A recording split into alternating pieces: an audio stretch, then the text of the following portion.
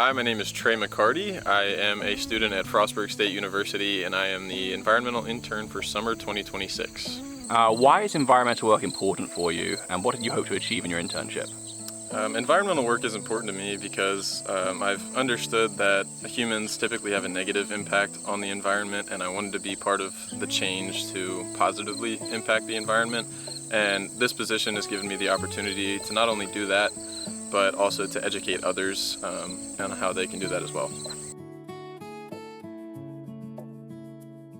Trey, the Conococheague Institute has gardens, woodlands and wetlands, prairies, but where's your particular passion in the environmental sphere? So I want to focus on sustainable agricultural practices while also making sure that farmers are getting proper soil for their crops and using proper grazing techniques.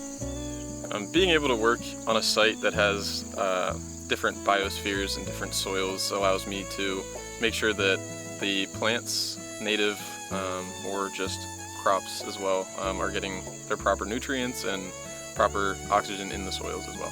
What was an unexpected part of this internship for you?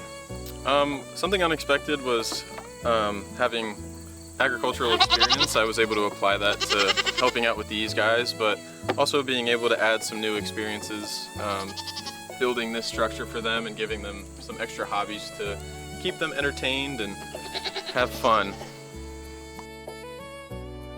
What was the challenge you faced in this internship? One of the biggest challenges that I faced was, unfortunately, one of my projects that I was responsible for this summer was to maintain the wetland ecosystem that we have here.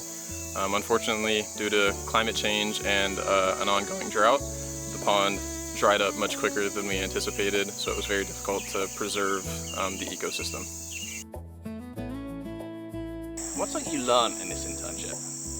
I learned a lot about how to identify native and non-native plants and some differences between those that look very similar. And I was also able to learn how to present that to the public as well in a way that they can understand without overcomplicating things for them. What were some of the duties you undertook in your internship? While maintaining our native ecosystems and making sure that our site is open and accessible to the public, a typical day for me would look like removing invasive species such as honeysuckle or tree of heaven with the assistance of other interns, and brush cutting trails and making sure that they are looking good for the public. What advice would you give to young people interested in environment and conservation work? I would just tell them to not be afraid to learn.